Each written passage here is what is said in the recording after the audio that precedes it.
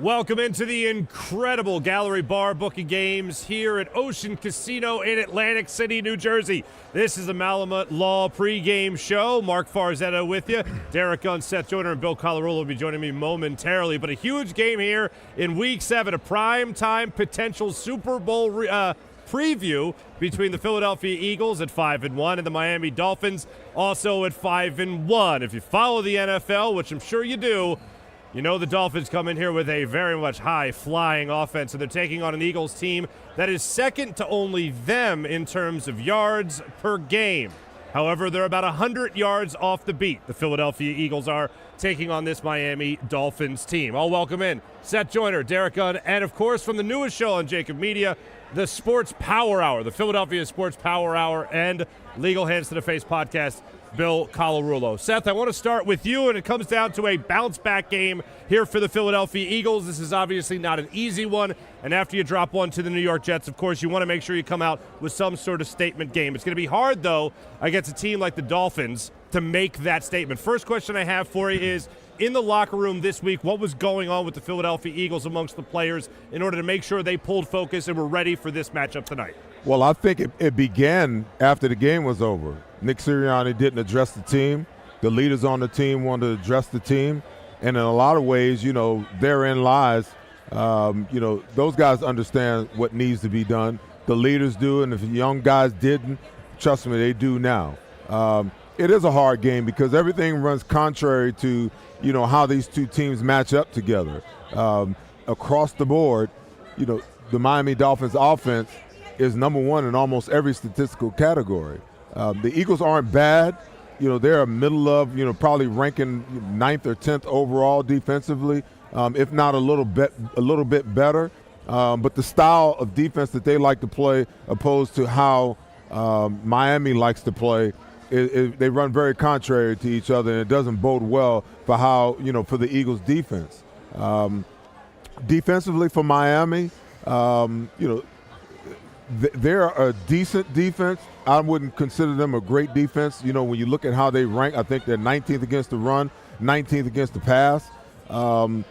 What benefits them is they have the number one scoring offense in the league at 37 points per game. And when you're controlling the scoreboard like that, it's easy to play defense. I've been on a team like that before where we average, almost 30 points a game. It's easy when your offense is going to spot you, 30-plus points.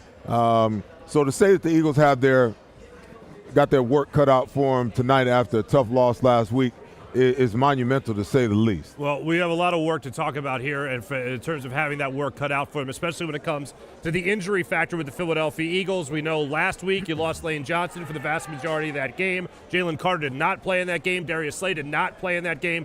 So, Gunnar, I'll start off with you here. When it comes to the injured list here for the Eagles, it looks like a couple of those guys will be back, but how close to 100% will they be? Well, in Lane Johnson's case, he doesn't have to be 100%. There's nobody tougher than National Football League. He texted me on Thursday while I'm in the middle of my show. He said, I'm definitely playing. I said, is that you talking, or will the medical staff try to protect you from yourself? He goes, I'm playing come Sunday. That's good enough for me. We've seen Lane Johnson play through some serious injuries. He played through that abductor injury from the latter part of last season and into the Super Bowl. All right? In terms of Reed Blankenship, he will not be. The second time he's injured these ribs. And if I'm the Eagles, I'm a little bit smarter with him this time. I'm not rushing him back in a week. Anytime you've injured your ribs 2 times in less than a month, you've got to take that into consideration. Now, I know you can pad it up, you can take the shot, but you have to look at the long-term prognosis when it comes to that rib injury. You want him to be there for you come late November into December and January. Roby with the shoulder is week to week. Those shoulder things are like Achilles injuries, ankle injuries, high ankle sprains. They feel good in 1 week, and then all of a sudden you do something, and now you're out 2 to 3 weeks. So that's the severity of what they're looking at injury-wise right now. How healthy is Sidney Brown? That's a big one. He was out a couple of weeks with that hamstring. He's well enough to play tonight. I think he's playing more so out of necessity than anything else. And as Seth will tell you a lot of times, a player doesn't have to be 100%. When he gets to SOS, all hands on deck, you suit up. Bill, you and I spoke earlier in the week on Philly Sports Power Hour about the importance of a guy like Jaylen Carter. When you look at the way that the Dolphins have lost their only game of the season, and that was to the Buffalo Bills who got upset big time today by the Patriots, he got sacked 4 times in that game. He's only been sacked. Tua Tagovailoa has only been sacked 6 times this year. 4 of those came against the Bills. So Jaylen Carter, I think, if he's anything close to 100% today, is going to have a huge impact and needs to have a huge impact for the Eagles to pull off the win today.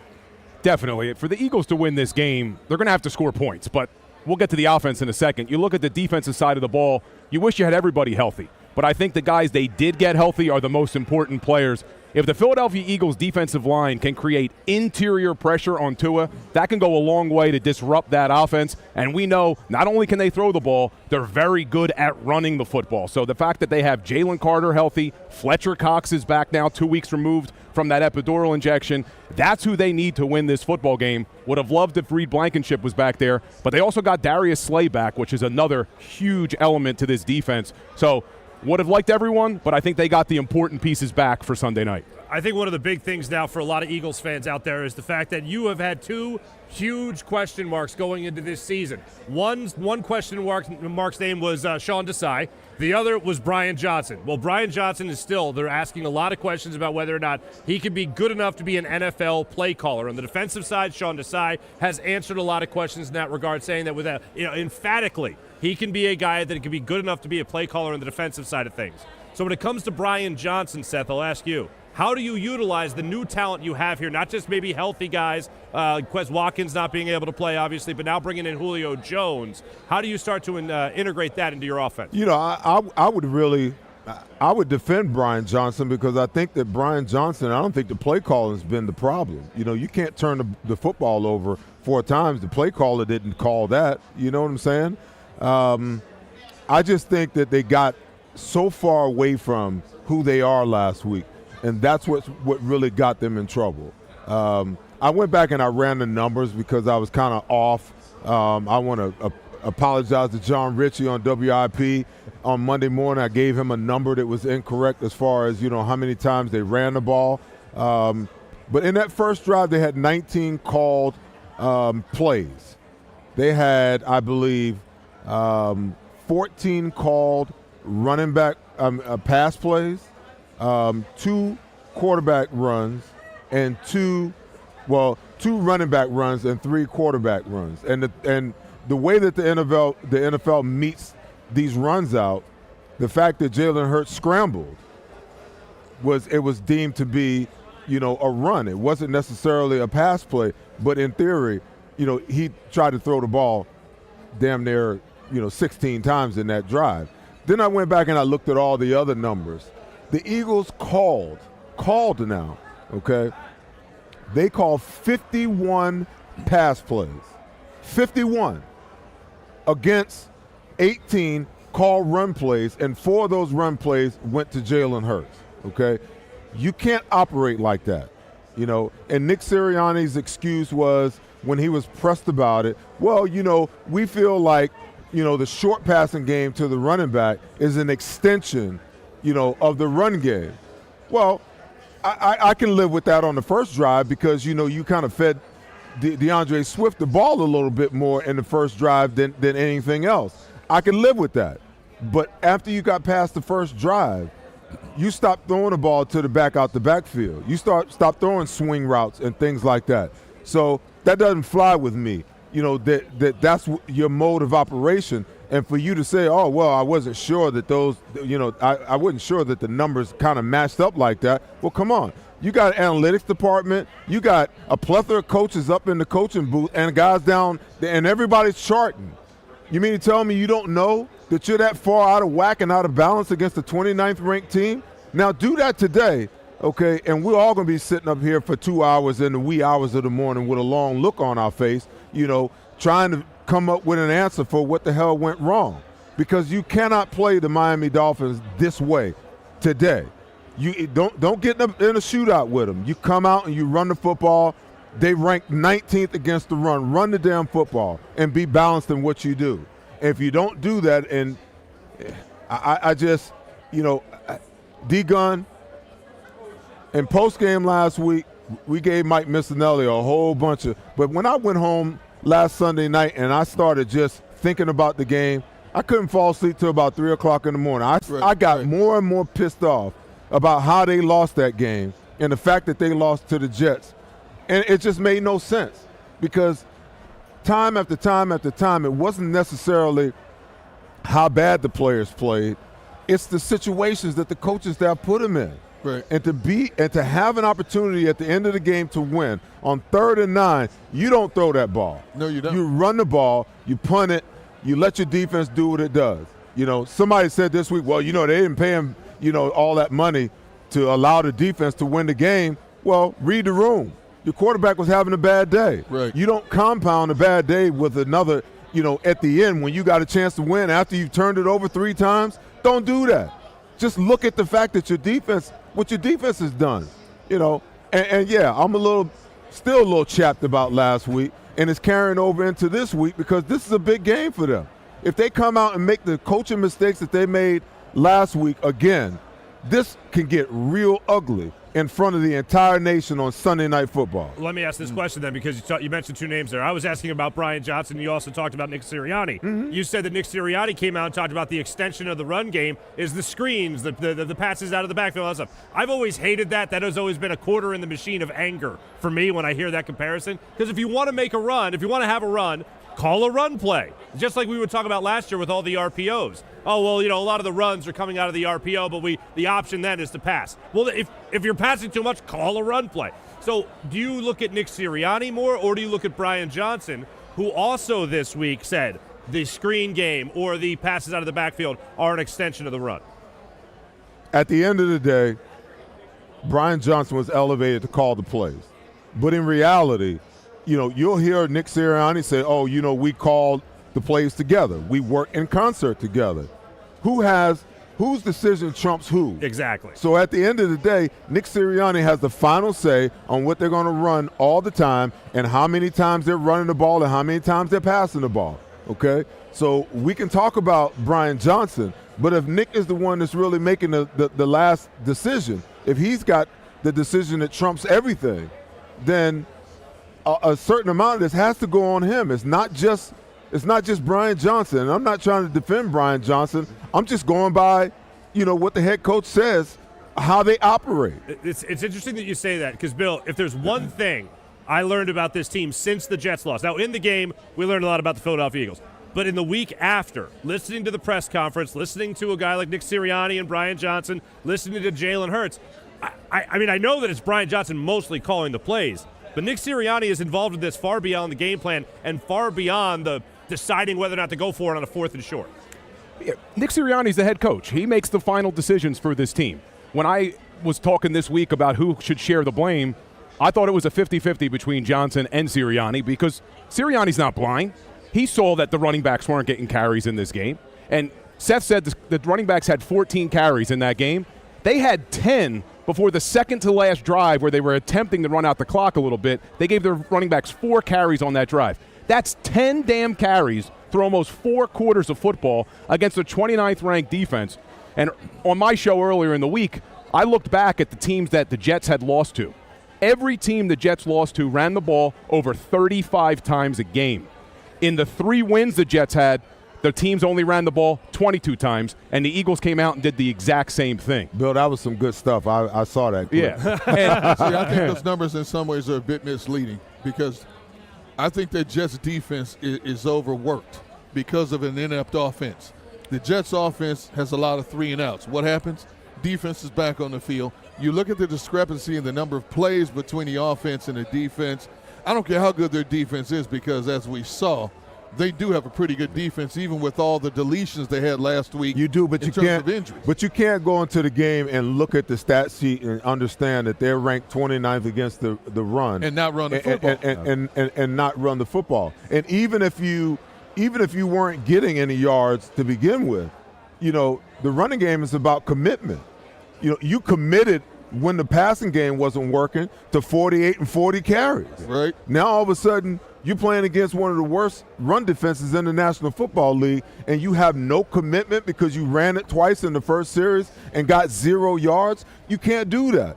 You cannot do that. You're the number 2 ranked run offense in the National Football League. It is criminal to think that you can go 60 minutes and only give the ball to the running backs a handoff 14 times. Yeah. Makes no sense to me. And Seth's spot on about committing to the run. You look at this Miami Dolphins team. They have one loss this year. It was to the Buffalo Bills. I went back and looked. The Buffalo Bills ran the ball 29 times and only threw it 25. They averaged on running the ball 3.6 yards a carry. That's not very good, but they stuck with it. And you know where they had success? Play action pass. 9 of 10 for 206 yards from the play action pass. So by sticking to the run, committing to the run, even though it may not have been working on the stat sheet, allowed that offense to succeed. They win the game 48-20 over the Dolphins. So this Eagles offense better stick with the run tonight. Even if you don't think it's working for yardage, it still does something to a defense. I got one more run stat for you guys. I was researching earlier this week. So, everyone who is a proponent of, you got to throw the ball in order to win in the NFL, okay? The top teams, the top best teams, the teams with the best record in the National Football League, they all rank within the top 12 of running the football. Every last one of them, okay? You want to know who the top 3 teams are in the National Football League at running the football? Well, Eagles are number 2. The Miami Dolphins, the Philadelphia Eagles, and the 49ers. They rank 1, 2, and 3, okay? So this whole delirium that people got going on about, you got to throw the ball in order to win and the run is an afterthought, no. They wouldn't rank as high as they ranked if the run wasn't important. And to your point, play action pass, Bill, you can't play action unless you prove that you can run the ball. What happened to Brock Purdy last week? The minute that Christian McCaffrey went out the game and they couldn't run the ball anymore, now all of a sudden the play-action pass meant absolutely nothing, okay? I'm just spitting the facts, man. Y'all do with it what you will. No, so there's 2 elements to this. There's one, obviously, the offensive effect here, the positive effect it has, offensively speaking, running the football, putting the ball in the hands of a playmaker like DeAndre Swift, proved he could be for 2 consecutive weeks before the Eagles kind of forgot he existed when he was the second leading rusher in the NFL after only touching the ball once in week 1. And then there's the other effect here. Now, the Bills, they're no dummies. They know what they're doing. They have a team like the Miami Dolphins who are coming off in that week a 70-point performance against the Broncos there. So, Gunnar, don't you want to run the ball not just for the benefit of actually running the football and setting up play action, but also making sure a very high-powered offense is staying off the field? It doesn't make a difference what we want because we were screaming the same thing last year. As good as their running game was, how many times did we sit out here and scream about the fact they didn't run the football enough? And you're right. When you give the ball to DeAndre Swift 28 times a game and prove that you can run it down a lot of teams' throats, why do you deviate from that norm and go to the extreme opposite? But I think, you guys were touching on Nick Sirianni / Brian Johnson. I do believe to a certain degree there's a little bit of cover-up going on. The head coach taking some bullets for his offensive coordinator.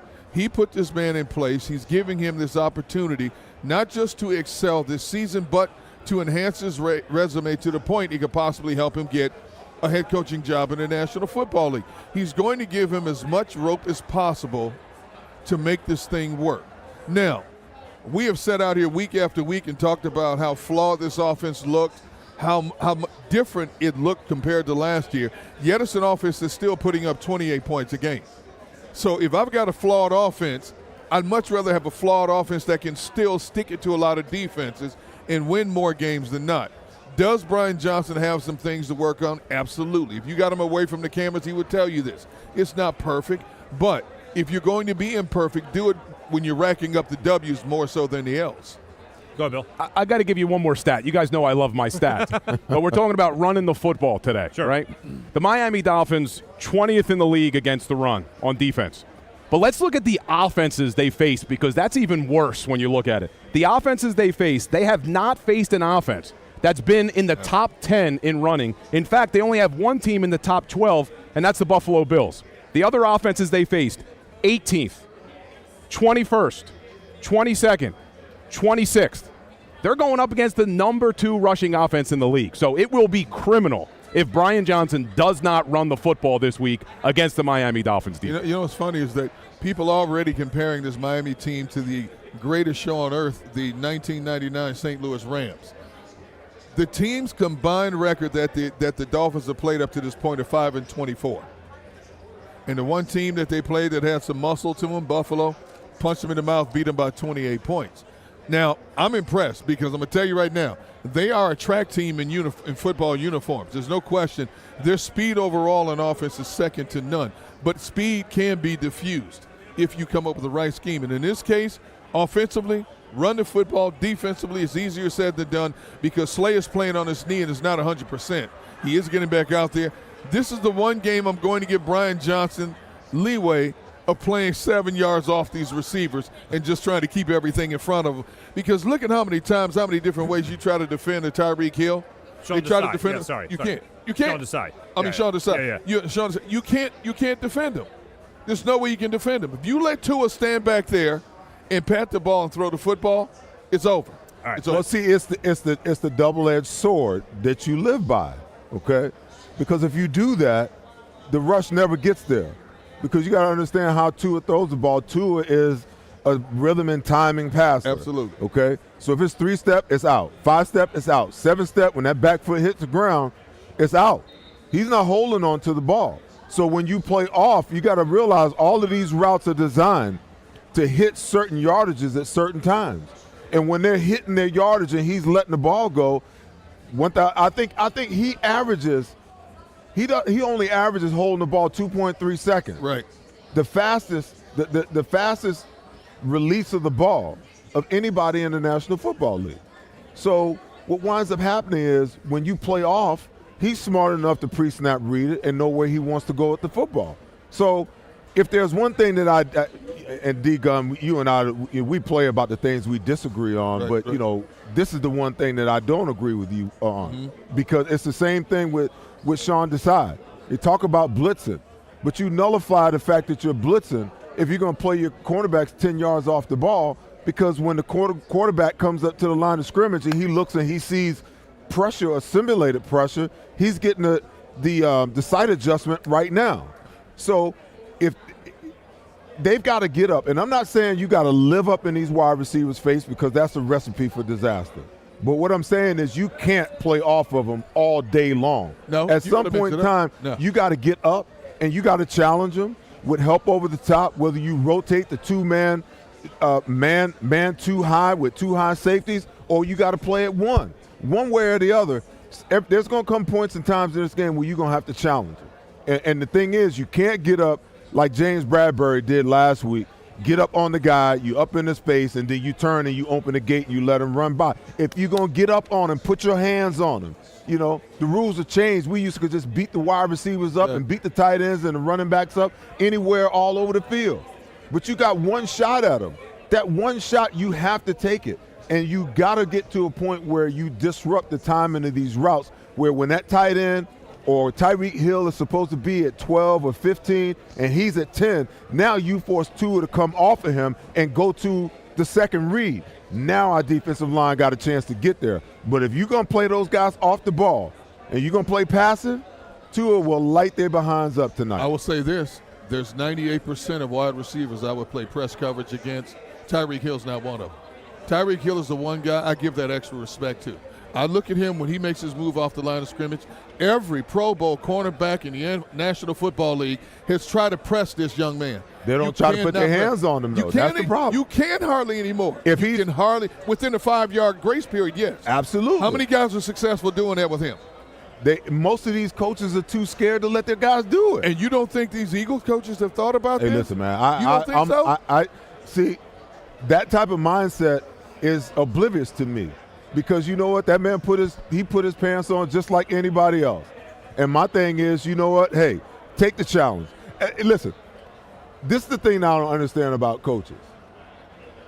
Man-to-man coverage is the easiest coverage for guys at this level. You want to know why? Because they've been playing man-to-man their entire lives. The zone is what's hard. Right. Because you're off and you're trying to figure out, okay, this guy's going here, he's going there, 2-to-1, 3-to-1 reads, 3-to-2 reads. What do I do?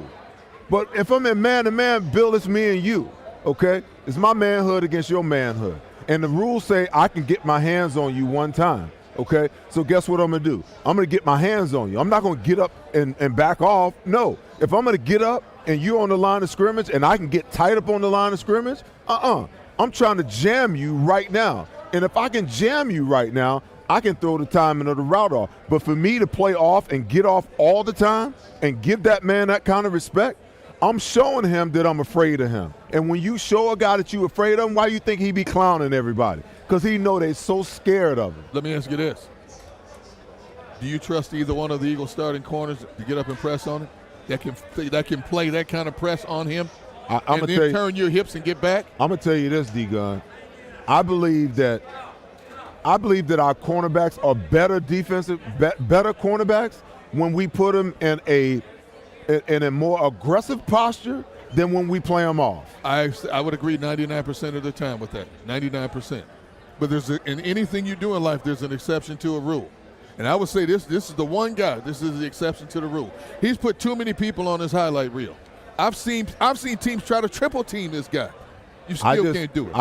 I think they give him so much respect, and it instills so much fear that he sees it and he feeds on it. He feeds on it. True. Nobody wants to lay any wood on him. No. I want to see Sidney Brown come off the hash when he come and just take your shot. And because if you go at the guy and you miss him and he go 80, it's still a touchdown whether you do that or whether you take your shot to blow him up. There's only one DB on this entire roster I would even consider getting up in his face. And if he's healthy, it would be Sidney Brown. Sidney Brown will be the one in terms of quickness and speed. And I understand Sidney's playing from the safety spot, but you know what? If you're going to mix and match, because you're going to have to play games with this Miami offense all night. If you're going to mix and match, put Sidney up in his face, because even if he gets by, I think Sidney has the recover speed to get back close to him. I'm not going to say run even with him, but get back close to him, which may force Tua to arc the ball a little bit differently, throw it a little bit different angle, which could be to the benefit to the Eagles' defense overall. And I get what you're saying. I mean, this dude is on pace for 2,300 yards receiving in the National Football League. But I also believe that, you got to pick your spots. You do. You can't give somebody that kind of respect, where they feel like, they're afraid to get up on me. They're afraid to cover me. They're afraid to hit me. So I know I got blazing speed, so I'm just going to clown them. You can't do that. Somebody's got to send a message that every time you run, you're a little quick stepping behind across our defense, we're going to put some leather on you. Somehow, some way, somebody's going to lay some wood on you, because that's the only thing. Listen, this offense is no different than the K-gun, the run and shoot, the red gun. It's no different. And when we used to play those teams, we were instructed to beat them into submission, because the one thing they don't want you to do is they don't want you to hit them. They don't want you to pound them. They don't want you to punish them. And I get it. The NFL has created a league where it's not faux pas to punish anybody anymore, because even a good clean hit that hurts a guy, you're going to get a flag. Absolutely. But sometimes, D-Gun, it's worth taking that 15-yarder just to send a message. Sometimes, man. Hey. I mean, because we got the Kelly Greens. Yeah, absolutely. Football is about intimidation, man. I mean, especially from the defensive perspective. Because if you take that away from me, what do I have? They know where they're going. He's faster than me. They know the snap count. They know the situation. I'm reading and reacting to everything that's going on around me. But isn't that what defensive players have been saying since they revamped the rules? What is my purpose here in the football field? I can't do anything anymore. You can't clutch and grab anymore beyond 10 yards. And this is my biggest argument with the stupid unnecessary roughness.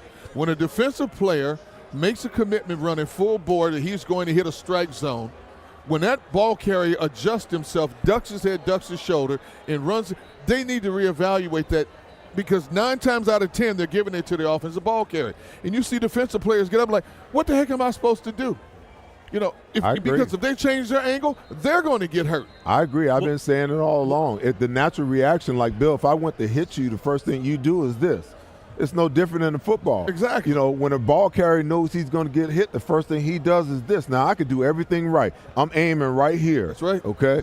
The minute that he does that, he lowers his head to my strike point. That's right. So I'm at fault with that. According And to the the defense NFL, to the league, it's stupid, law of the it's letter. ridiculous, Yeah. but that's the way the NFL calls the rule. And the defenseless receiver, that's another one. I could not agree with you. I didn't make my wide receiver defenseless.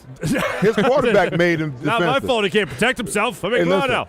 No, he- you're absolutely right. We'll he- continue to dissect this, of course, especially, Bill, as you said, with the Kelly Green coming back, and that's going to be out there on the field tonight. I know a lot of people are going to be feeling nostalgic. We'll ask Seth Joyner his fond memories of wearing that Kelly Green. You see the shot right next to him. Of course, we'll get to that. And also, as far as feeling the defense, Seth, as you were talking about, then two things come to mind. One, Sean Desai, in his introductory press conference, talked about how he wanted his defense to be palpable. And then a great quote came out of the press conference this week. Speed can hurt you. The Miami Dolphins have speed, but physicality, that can hurt speed. So let's hope that we actually see that happen in tonight's primetime game. Sean Desai this week. Okay. I knew that put a smile on your face. I just want to see if he put his money where his mouth is. Well, we will find out tonight, my friend. All right, we are teaming up with a great foundation with EBOD, ladies and gentlemen. We have some great things to tell you about it, of course. But just like football, team strength lies in the players working as a team. We are very happy here at JAKIB Media to be part of that team with the EBOD Foundation to help combat Alzheimer's as well as dementia. For more information, take a look. You can see this incredible foundation and what the work we'll be doing with it when you text Big Game for the Big Game sweepstakes. When you text the word SCORE to 833-202-9835. That's 833-202-9835 for the Big Game sweepstakes. You can follow our teams for Team Gunn, Team Seth, Team Farzi, and Team Miss. That's Mikey Miss, who is still in the lead, unfortunately, in all this. And you can find yourselves with tickets to the Big Game coming up in February. We'll be back in a minute.